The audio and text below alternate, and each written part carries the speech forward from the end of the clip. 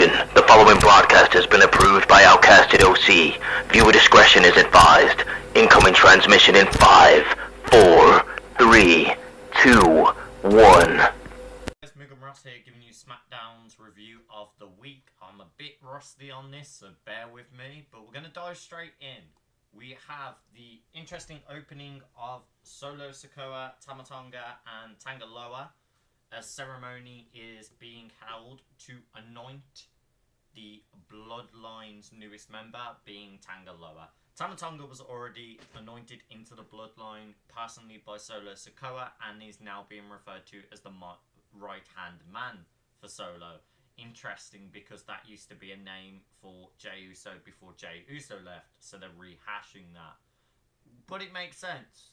He's been there since Solo started taking up the reins. He has always listened to Solo, and most of Tama Tonga's dialect now has just always been by orders of the tribal chief. He's never really strayed away from that. So it'll be interesting to see where that goes. But yeah, now Paul Heyman basically talks about we are entering a part of the bloodline where we cannot talk about the story about the infamous Tamaloa. Solo states that he should also be apologising and thanking them for saving him last week, which he does, and uses both their terms of infamous and the right-hand man. Paul Heyman also speaks look, I tried to do good by the group I got here earlier, and I just want to make you aware Kevin Owens wants any piece of the bloodline as best as he can. So Solo, Tama and Loa were all like, I bet, where? Show him up. And then that occurs. Kevin Owens literally walks out, starts having a fight with them, which quickly divulges to the Street Profits also come out, give a beat down to the bloodline with a chair. Comes Kevin Owens. So yeah, it just turns literally into a brawl. We have an angry Cody Rhodes from last week ready to fight as AJ Styles basically baited his retirement and jumped Cody Rhodes and wants another title opportunity. So Cody is very angry that this was used against him and wants to fight AJ Styles straight away. We get Bianca and Jade also appearing to go have their match for Candice and Indy. We originally had this booked as just Indy versus Jade from what I believe, but Candice has now... No, it was either Indy or Bianca or Indy and Jade, but Candice returned from the knee injury that she had the prior week and is now ready to do it as a tag match. Solo Sikoa catches Paul Heyman backstage out of nowhere where Paul Heyman looked like he was trying to flee and says, where you going? You gotta fix this. Make this a 6-man tag match now, so the guys that got the jump on us, we can get the jump on them and get it done. If not, the main event of tonight is going to be Tama Tonga versus you in our locker room. Paul Heyman panicking, said, yeah, I'll speak to Nick Aldis right now. I like the 6-man tag a lot more than the other one. And Solo then does a whole very wise choice. To Uncle Howdy appears with the bird, the night bird, saying thank you. And it leads to a QR code that opens a little cryptic letter. Very much thanking everyone and thanking a particular person, saying their stories will be told, their pain will be worth it, but you caused this, their blood is on your hands. And I found that very interesting because it was around a bloodline segment, so maybe that's how they tied it into there with blood being referred. But the main takeaway from that is, I know you've been patient, I will be with you soon. I'm not really talking much now, but I hope this letter finds you well. So I think maybe they're holding back on doing any more major video packages because he's going to be revealed either at Clash or the Raw after Clash is how I feel. Because a lot of the clues hinted at the Raw after Clash at the Castle, which would have been, I believe, the 17th they were saying. But, yeah. So, Clash at the Castle is on the 15th, and then the Raw would be the 17th, because NXT Battlegrounds is this weekend, and then Clash is the weekend after. So, it shall be interesting to see what goes down there. We also have the women's tag match between Indy and Bianca starting it. The match very quickly divulged into the unholy union, so Alba Fire, Isla Dawn, rocking up one side, and Shayna Baszler and Zoe Starks rocking up the other side. As Bianca was blindsided by this distraction, Indy quickly came in, just beat her down. Her and Candice kind of did a lot of good teamwork. There was a really cool spot where they did like Candice basically got lifted by Indy into like a splash, which looked incredible. Indy also did Jade's pose to get in her head, so I feel like Indy's really taking on this more of a heel persona, especially because she's getting annoyed that she was getting bullied when Candice wasn't around. Like, she felt the pressure of both Bianca and Jade on her, so we will see where that progresses now. But yeah, I really liked this. There was a really cool overhead press thrown Candice LeRae into Indy that Jade Cargill did. There was also a really cool spot where Candice like flew in the ring to save at the last second for a 2 count. But yeah, basically it very quickly turned into what we always expect of a double team combo between Jade and Bianca. Bianca kind of did this power kick up and Jade hit like a body slam, got the 3 count. As they were doing the victory pose, Shayna Baszler and Zoe Starks and Alba Fire and Isla Dawn jumped in and fought them, both picking up a respective belt each, to then they basically fought each other and had a stare down, which now gets turned into a triple threat match later on the night for Clash at the Castle. This I'm ecstatic about. I love the fact they're giving more attention to a lot of the women's tag teams now, and especially the fact we've put a triple threat scenario in. So even if Jade and Bianca lose, it literally could be they lose by not even eating a pinfall, so they still both look really strong. Not saying I want them to lose, but at the same time, Isla Dawn and Alba Fire are a personal favourite tag team of mine, and I really want them to make this unhinged, darker side of their characters really get pushed forward. I mentioned this on our podcast, that I feel like the way to make these girls with their witch gimmick and the unholy union, as they're being called, be progressed more. Make them unhinged, make them creepier. Yes, I know we've got Uncle Howdy's storyline going on and there's already weird, creepy stuff going on, but there is always more space for more horror within wrestling. I mean, my favourite wrestling style is horror storytelling, those darker, mythical creatures, and I feel like Unholy Union could really play off that. You've got your characters like when Demon Finn came, The Fiend, Uncle Howdy. You had older ones like Undertaker, Boogeyman. There's always a weird side of wrestling that you can do, and I really feel like they can do this, especially being Clash of the Castle, where there's a lot of urban mythology there in UK's mythology and witchcraft. So I'd like to see what they do. I hope they do a really cool entrance and things as well. But yeah, same with Shayna Baszler and Zoe Starks. I feel like with TKO having their mergers, they're having a pay-per-view in a UFC arena. I feel like they're white hot right now because they are very much more martial art focused. So it's really cool. I like this setup. We get a Johnny Gargano versus Grayson Waller. I really like this because we had it ages ago in NXT, and it was arguably one of my favourite matches of NXT before NXT 2.0 and everything happened, and they never really got to re-fight each other kind of after that. It was like a one and done. So it's nice to see him back in the ring against each other. But before that match starts, we get a backstage segment of an interview with Apollo Crews, basically talking about how he's had his return. He's excited for this match against Angel. Yes, he lost to Andrade, but he's going to make Angel aware of how really good he is. So he gets jumped by Angel and Berto, and Santos being like, oh yeah, big night for you now, isn't it? As he's down on the ground, they shout for medical, he looks hurt, and that match gets scrapped. As the match is getting scrapped and Nick Aldis is looking stressed, we see LA Knight appear, being like, where's Logan again?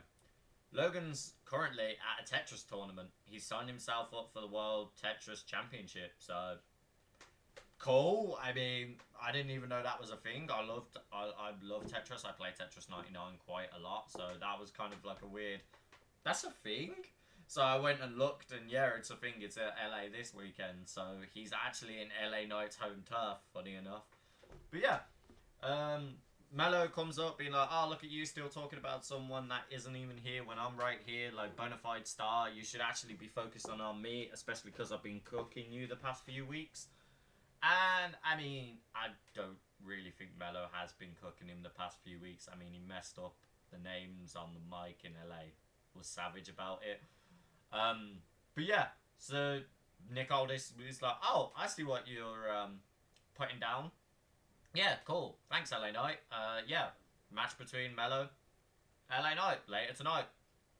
And Mello's just like, "I bet." It's a bit of a weird one. Like the whole segment just felt like kind of put together. Maybe Apollo wasn't ready to fight, or maybe they didn't want to do that yet. I don't know. It just felt weird. I was kind of excited to see Apollo Crews wrestle because like he needs those opportunities again. It feels weird they're not giving that to him. We'll see where it goes though.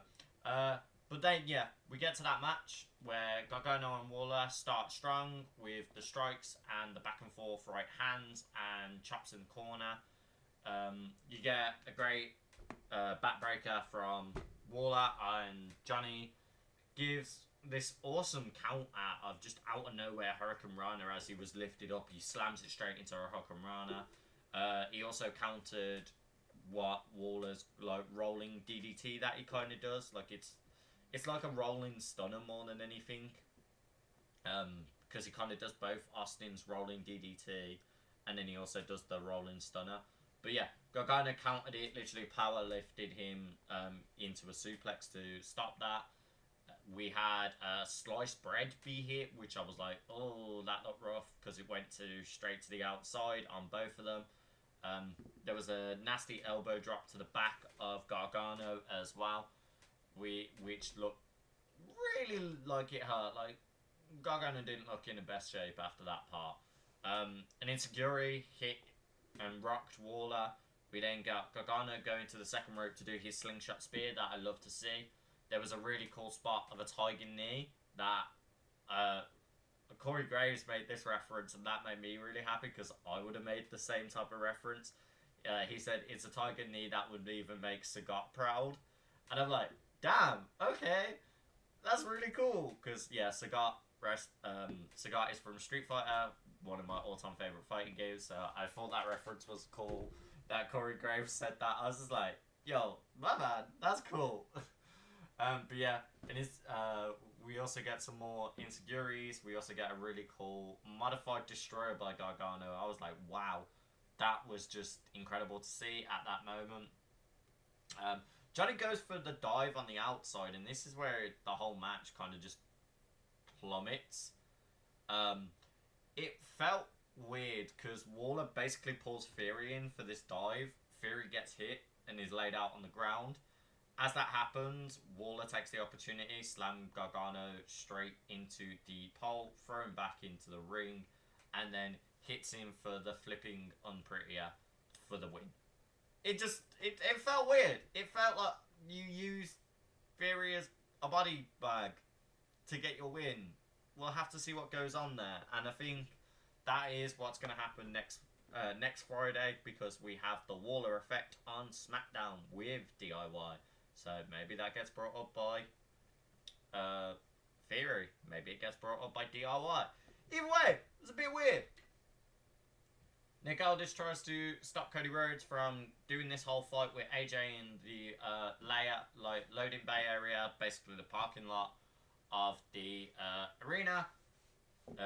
As AJ pulls up, he's shouting from the car, "What are you going to do about it?" The Good Brothers are there backing him up. And yeah, Cody runs to the ring, basically tells him to get his ass out here and let's fight, let's do it. You very quickly see a bunch of security run out to stop it. Nick, and you can see Nick Aldis just basically saying, "Please, not the time or place. I've got enough going on. Don't do it. Don't do it." So they don't fight. AJ's like, "Do you really think I care about what you want? Oh, you really want to fight me so bad, don't you? How about you give me what I want? I want a shot at the title opportunity at Clash again. Come on, let's fight." And Cody's like, "Yeah, sure, 100%. I'll give you that opportunity, but it's not just going to be a normal match. Look me in the eyes." I'm going to make you say what you should have said on that last week Friday.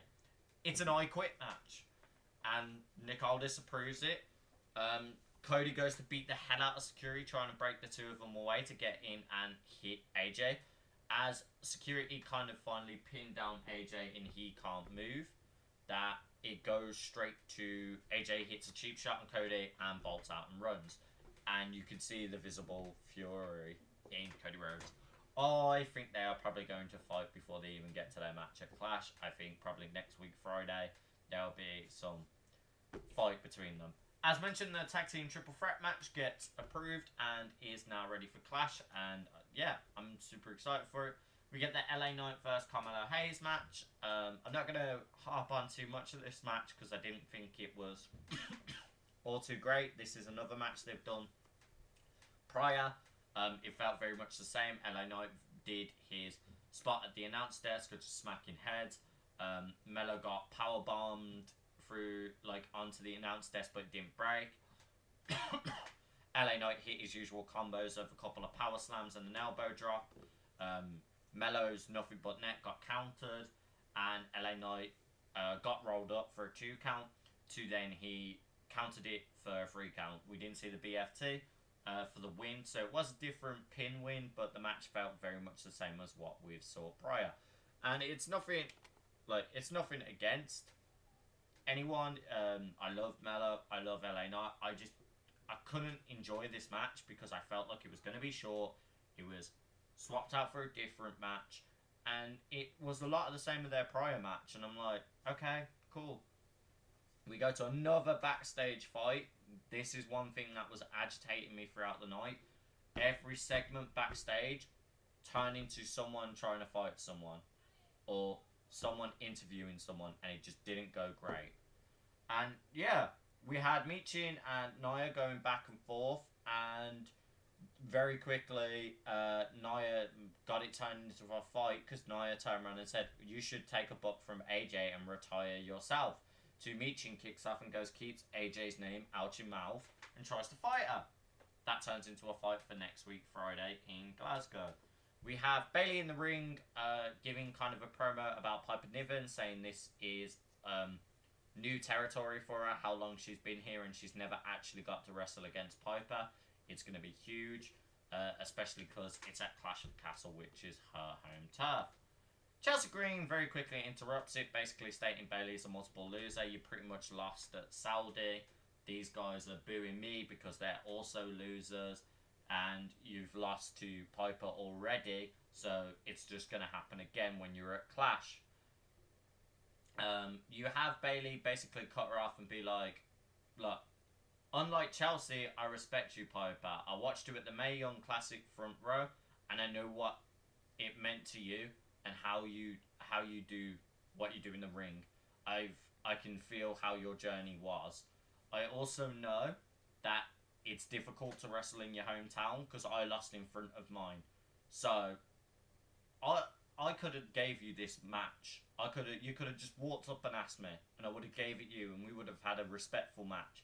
But no, you went all the wrong ways about it. You jumped me. You had to fight me. So I'm going to enjoy fighting you at your hometown. Chelsea looks like she's going to respond, but Piper rips the mic away. States, you know nothing about me. You know nothing about my journey. So that respect, yeah, it's quite nice to have, but I don't need it because you have not got the single clue about me. I've been wrestling since 2008. I've put the Scottish map on my back and pushed Scottish wrestling since then.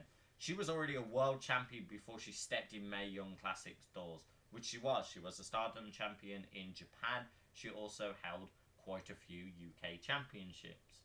And I'm very excited for this promo. I think the best line to take away from it, so I hope the respect goes both ways because it's going to be a little bit easier when you look up the lights and see on your new champion.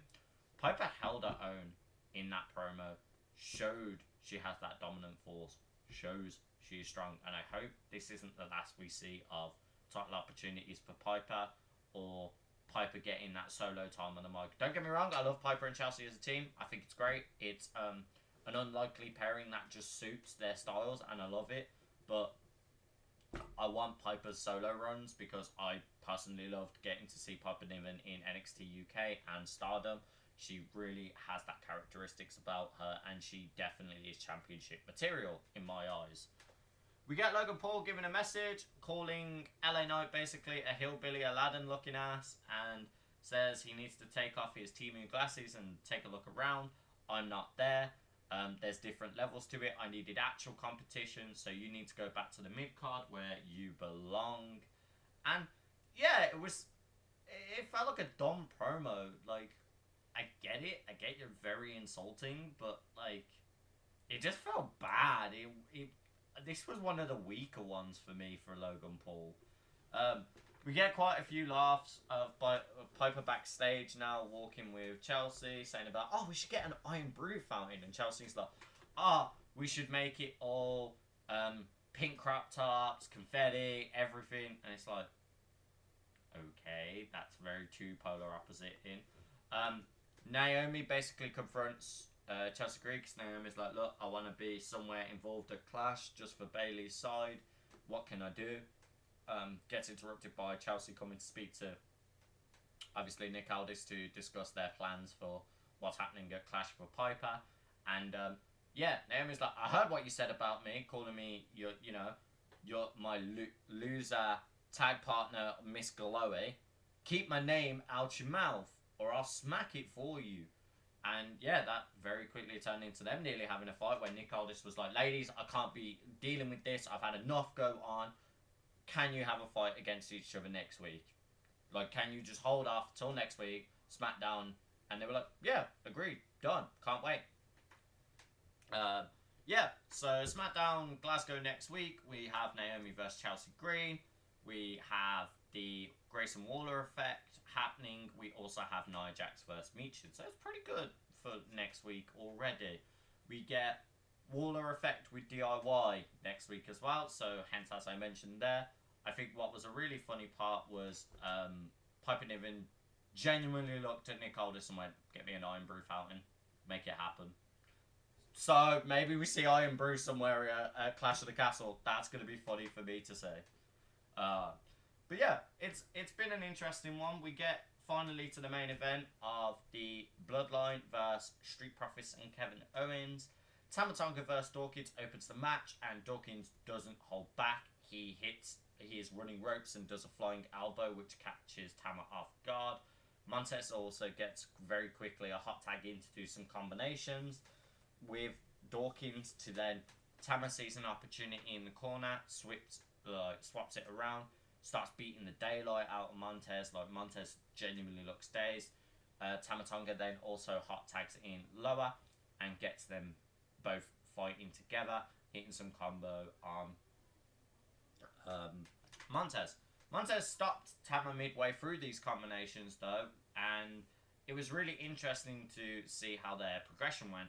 We see a really awesome spot where Solo sneak tagged himself in and slammed forward into the ring post. Tama hits a sliding clothesline on Montez as well. Dawkins was already knocked down on the outside, so Kevin is really trying to hype up the hot tag. Dawkins gets back up, but also Tama multi-run clotheslines to try and hit Montez again. Montez luckily avoided it, so Tama had to slide back in. We get Kevin Owens hitting his swanton on Solo for about a 2 count. It was a bit weird. Tama and Loa start hopping in, pull Kevin Owens out to save Solo and start beating down on Kevin. Dawkins tries to help out, and then Montez does what he does best, dives over, hits all of them, but the match quickly divulges into Solo makes a DQ happen because he hit a chair towards Kevin Owens. Everyone starts beating down each other. Solo decides he's not going to do the spike on Montez, but hits a spear. Is this him making a dig at Roman, showing that I'm now the head of the bloodline, I can do this? We will have to see. What was also very interesting was there was shades of the Shield, because all 3 of them picked up Kevin Owens and powerbombed him through the announce table to end the show. And the Shield used to always do that. So this was very interesting story from the Bloodline side of things. I like where the setups for Clash at the Castle are going, but I will have to say this SmackDown was difficult to watch because so many backstage fights really took me out of trying to enjoy the wrestling side of it, where it was just constantly, we're all gonna scrap. And I just wasn't here for it. Like, you could tell the story in the ring. Give me some in the ring, some outside of the ring. Not every single segment backstage turned into someone fighting someone. Didn't work in my favour. But let me know what you guys thought, and let me know what your favourite segment was. Hopefully, you guys will see us do some reactions to Clash at the Castle as well. So stick around for that. If you like these videos, don't forget to like, comment, subscribe, hit the bell notification, and we will see you on the next review. Bye for now.